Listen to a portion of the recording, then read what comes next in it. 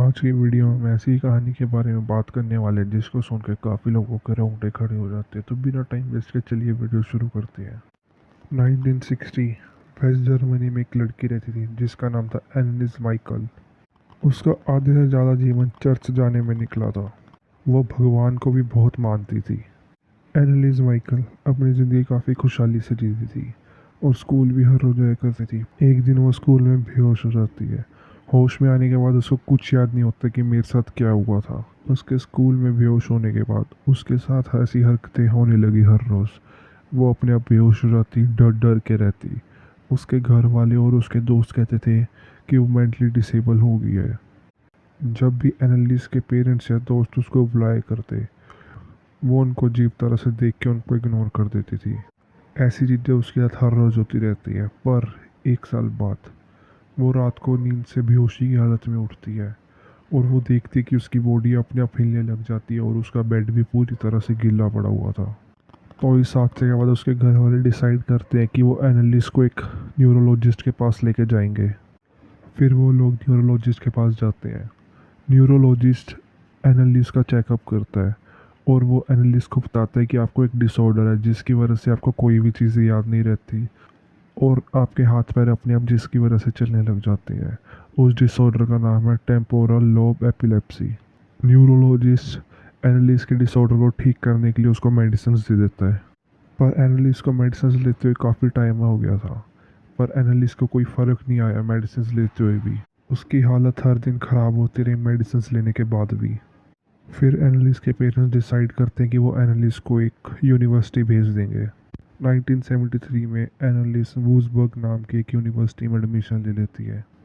एनालिस university में भी अपने आप बेहोश हो जाया करती थी।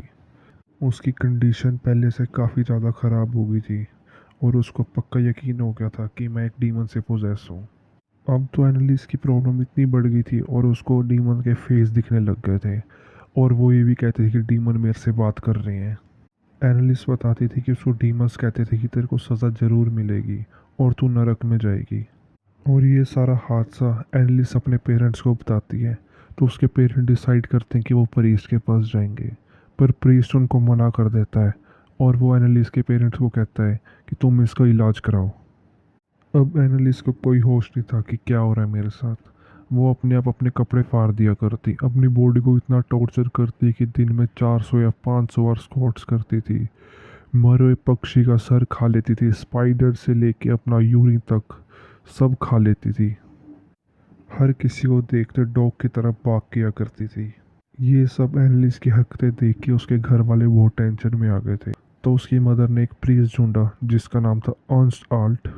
और उस प्रीस्ट ने जब एनालिस को देखा तो उसके पेरेंट्स को बताया कि इसको एक डीमन ने ही पोजेस्ट कर रखा है। तो एनालिस को लगता है कि अब मैं ठीक हो सकती हूँ।